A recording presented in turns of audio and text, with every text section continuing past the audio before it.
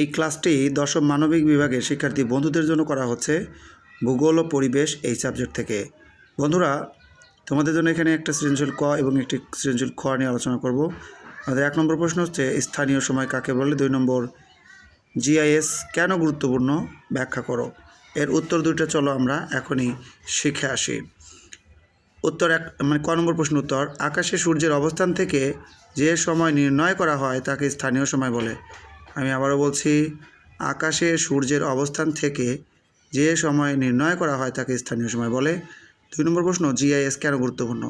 উত্তর, ভৌগোলিক তথ্য সংরক্ষণ ও বিশ্লেষণের জন্য জিআইএস গুরুত্বপূর্ণ।